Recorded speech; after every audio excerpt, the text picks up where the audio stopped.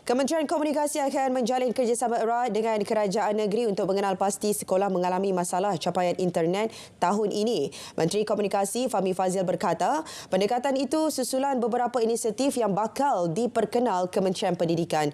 Fokus utamanya kepada guru-guru untuk memastikan mereka dapat memanfaatkan internet sepenuhnya dalam sesi pengajaran dan pembelajaran. Jadi insya-Allah kita akan uruskan dengan baik dari segi keutamaan. Kemungkinan besar saya rasa sekolah-sekolah, saya nampak wajah sekolah-sekolah untuk anak-anak orang asli sebagai contoh.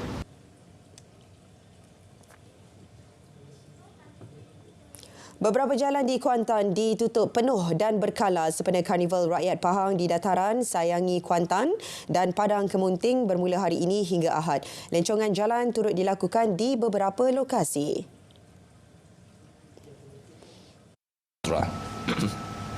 Terdapat juga jalan-jalan yang akan ditutup secara berkala, iaitu melibatkan Jalan Tanah Putih hala ke Bandar Kuantan bermula lampu isyarat Lembaga Hasil Dalam Negeri, dan juga Jalan Tanah Putih hala ke Gambang bermula daripada lampu isyarat Esplanade ke Jalan Kemunting. Selain itu, Jalan Tanah Putih ditutup sepenuhnya hingga 4 Februari.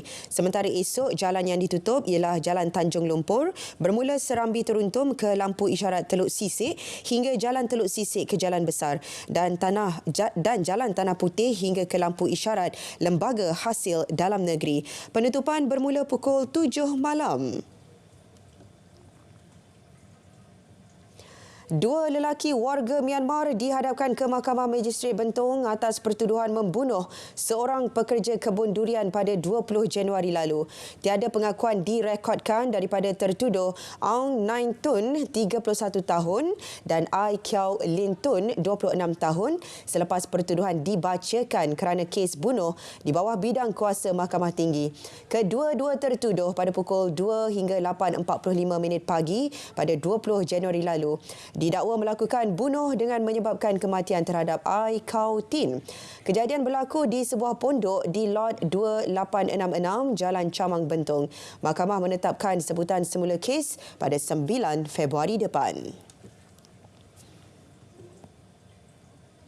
Felcra berhad menyasarkan gandaan pengeluaran sebanyak 3 juta ayam pedaging setahun. Sasaran itu dibuat selepas projek kompleks ternakan ayam pedaging di Tanjung 100 Pahang siap sepenuhnya Disember tahun ini. Pengerusinya Datuk Ahmad Jazlan Yaakob berkata, fasa pertama projek pengeluaran ayam pedaging yang mampu dihasilkan hanya 1.5 juta setahun sebelum ini.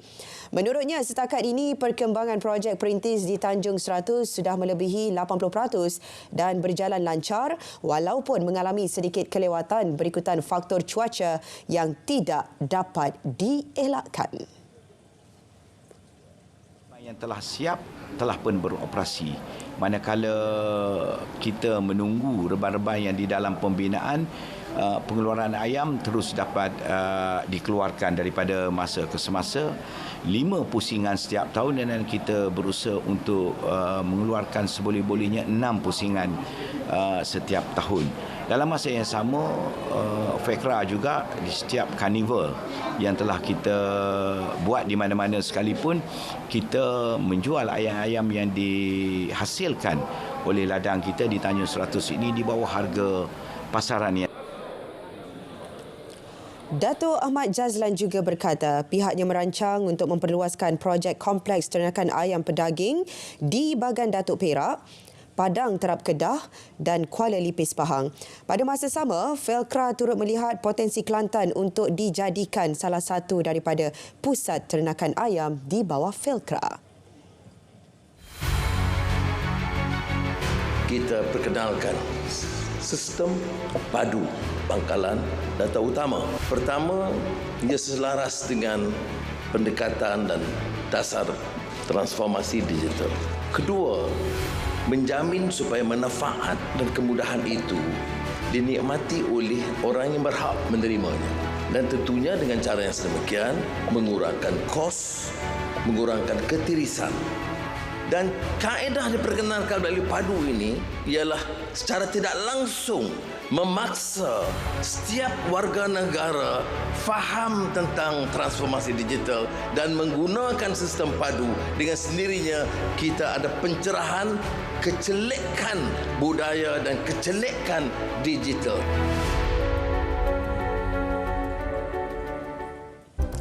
Ikan ubi, ikan haruan bodoh dan ikan hantu. Itu antara nama panggilan bagi ikan ketutu atau nama saintifiknya marble goby, sejenis spesies ikan air tawar. Harganya boleh mencecah antara RM100 hingga RM150 sekilogram. Wartawan Fakhrul Razi Ismail ada laporannya. Menyedari nilainya yang tinggi, projek ternakan ikan ketutu secara komersial dimulakan di Kedah. Projek diusahakan Abdul Aziz Syahri di Kampung Kuala Rimau Pendang sejak 2021.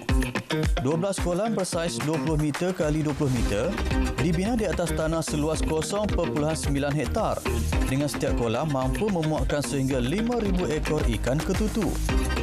Selain kolam ikan induk, turut disediakan kolam pembenihan dan kolam ikan ketutu untuk dipasarkan.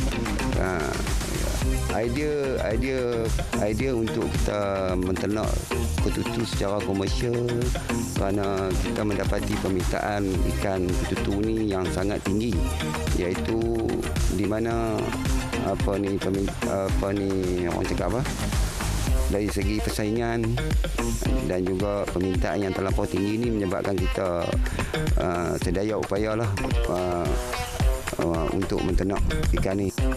Pembesaran ikan ketutu sangat perlahan dan mengambil tempoh masa sehingga 18 bulan untuk mencapai berat ideal iaitu 1 kilogram.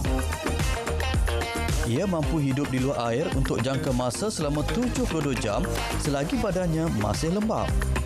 Ketika ini, projek ternakan ikan ketutu hanya mampu menghasilkan antara 1 hingga 2 metrik tan sebulan dan dipasarkan di sekitar Malaysia dan Singapura. Itu kalau ikut permintaan yang kita harus bekal pada hari ini iaitu sebanyak 1 tan setiap hari. Tapi mana mungkin benda ini berlaku kerana kita kekurangan peternak. Dan kita sendiri pun memang tak dapat untuk buat benda ini kerana untuk menghasilkan untuk menghasilkan ikan ketutu yang boleh dipasarkan, dia mengambil masa hampir 18 bulan ataupun hampir 2 tahun. Melihat potensi besar projek ini, Jabatan Perikanan Negeri turut memberi sokongan dan bantuan berbentuk peralatan, malah berhasrat menjadikan Kedah sebagai pengeluar utama ikan ketutu. Kita menggalakkan pemain-pemain industri ataupun menggalakkan pengusaha-pengusaha yang berminat untuk mencaburi bidang ternakan ikan ketutu ini supaya dapat mengeluarkan produk ataupun benih. Contohnya, bila keluarkan benih, dia akan dapat sambutan daripada penternak-penternak lain. Penternak lain akan mengambil benih daripada syarikat ini ataupun pengusaha juga boleh mengeluarkan hasil daripada ikan ketutu itu sendiri. Ikan ini mudah diternak kerana sifat semula jadinya yang pendiam pada waktu siang dan aktif pada waktu malam. Isinya yang manis dan lembut pastinya mampu menambat hati pelbagai lapisan masyarakat. Ikan ketutu mendapat permintaan tinggi daripada pengusaha restoran-restoran mewah dan juga dari luar negara seperti Hong Kong, Singapura, Taiwan dan juga Korea Selatan. Namun permintaan itu tidak dapat dipenuhi kerana kekurangan bilangan pengusaha yang menternak ikan spesies ini. Jika dilihat dari segi potensinya, ikan ini mampu mendatangkan hasil yang lumayan jika diusahakan menerusi sistem kolam yang teratur dan terancang. Fakhrul Razi Ismail, RTM.